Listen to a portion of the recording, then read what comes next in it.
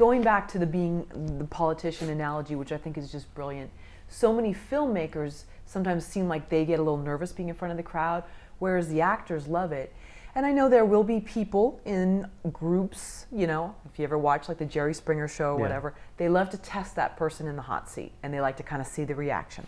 So sometimes people stand up and, curious why you did this. Bam, silence, you're on. So how would you advise the more shy, reclusive auteur to handle that situation? Because it inevitably will happen. It does. You have to, you have to man up in those situations, and you have to sort of you have to just be kind and remember things from their point of view. I mean, you start attacking the audience, you know, it's not cool. No one in the audience, even your allies, the audience, will be like, oh man, he's being. We had a thing at the Q&A for Favor, the very first world premiere. It was a really good Q&A, but we had one guy in the audience who started talking about Mad Men, because in Favor, Blaine Weaver's character works for an ad agency, and I had worked in advertising, and you know those creative pits. I mean, there's the nice boardroom, everybody gets dressed up and meets with clients, but for the most part, they're these scruffy little hole dens with, like, you know, desks covered in papers and bits of product and just notes and cartoons and just weird stuff, and everybody's like, you know, got their sleeves rolled up and they're not bouncing a ball against the wall. It's a very messy, kind of low rent environment. So in the film, we shot it that way. I mean, part of it was because we couldn't afford, you know, big ass offices, but we shot it the way I know it, you know, which is a scruffy little, you know, work pit. And the guy, this older gentleman from the audience, started going, well, you know, he goes, it went on for several minutes.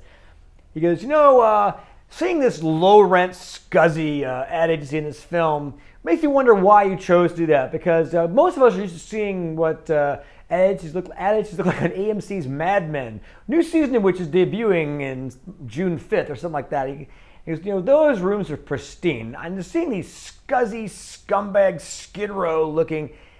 He went on, and finally, and he kept saying AMC's Mad Men, and I finally said, do you work for AMC? I said, well, yeah, I worked in advertising. This is what I'm used to. I know that I'm sorry, the reality of your 1960s soap opera doesn't quite add up to, you know, this. This is not AMC's Mad Men. There's no Don Draper in it. Yeah, that guy's he said he called Blaine Weaver no Don Draper. Oh, wow. So we're just kind of like, well, you know, it's a good show. You know, it's a great, you just kind of like, you kind of justify your choice, and the guys agree. You say, well, you know, hey, that's a great show. And you kind of find something in his opinion or that person's opinion I can see why you would say that. Or I see your point of view. Right. You know, step into their shoes for a moment and sort of see it from there, so, or at least say you can. And I think often if someone does have an axe to grind, which again does not happen very often, but if someone does have an axe to grind, they're confused about something in the film, and they say something either negative or murky, hearing them out and not belittling them, treating them like they're stupid, or just treating them with respect, regardless of what they're saying, I think they come away feeling better about it. I was heard. And so they're going to still leave your screening happy and satisfied. Well, movie was okay, but I like the guy. You know, or maybe they'll go, yeah, you know, that movie was pretty good. You know, yeah, there's one thing that I wish had been different. It wasn't what I was expecting, but, you know, they come away feeling better. One of the worst Q&As I felt so bad was for a film called Coffee Kill Boss, which was the opening night film in Austin last year.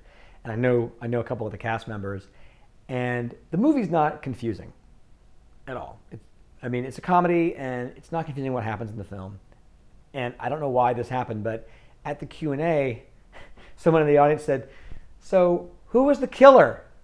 And it was like super, like it was revealed. It was like a major reveal who the killer was. You're the killer. I mean, like it was super obvious. And the director goes, it was so-and-so? So-and-so was the killer? Well, wait, who was, I thought so-and-so was the killer. And someone who obviously wasn't the killer. No, it was so-and-so. Well, did so-and-so survive? Well, we saw them dead in that scene with the knife. And so that, it went on like 7 or 8 questions deep of people like asking him story points that were painfully obvious. And I saw him afterwards and I said, don't worry. The film's not confusing at all. Like, I don't know why you had this run of people who didn't follow the movie, but I can't imagine why anybody would be confused. You didn't make a confusing film. Because for him, it must have been like, oh my God, what have I done? Like, no one can follow this movie, you know?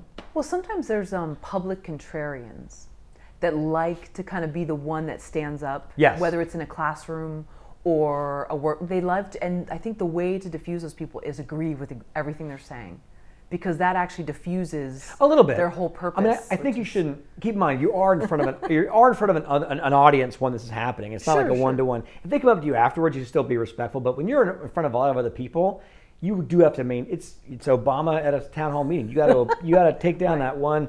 that one really conservative Tea Party person that says, "Well, I don't like this," and you got to kind of go, "Well, actually, I understand your point of view. I understand this, but you have to kind of diffuse it."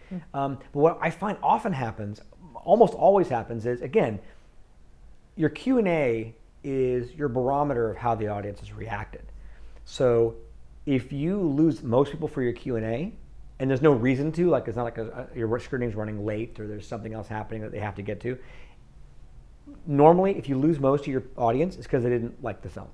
If you lose half your audience, you divided the audience. It means half liked it, half didn't like it, and it's a cult film. But people that stay want to stay because they enjoyed the movie and they want to talk to you and find out something about it. If you didn't like a film, you don't want to know about it. So almost everybody in your audience that stays is on your side. With Favor, we had really good retention. Thank God. We had like 90, 95% people would stick around for the Q&A. So we were doing pretty well. And that said, most Q&As, most of the people were, almost every Q&A, everybody's cool. Because again, they all like the movie. But every once in a while, every 5 or 6 Q&As is that one detractor stands up. And universally, almost every time, you don't have to do anything. Because the other audience members will jump on him. What do you mean? You know, like, oh, I thought it was too long. It was a perfect length. What was too long? What would you cut out? What would you cut out? Like, it was, you know, like there's always that way. They stand up and sort of defend you. You know, it's sort of interesting. And again, so it makes it way easier to be like the cool guy in the room. Right. Because they don't have to prove anything to anybody. your angry mob of fans does, you know, they don't have to make friends with this guy, but you still kind of want to. Not everybody's gonna like your movie. You know, it's just the way it is. There's nothing wrong with someone who doesn't like your film. And it's just not their cup of tea, whatever it is. So you have to be prepared for that and respectful of it and hear them out. Sometimes you'll learn more from those that didn't like you than those that did.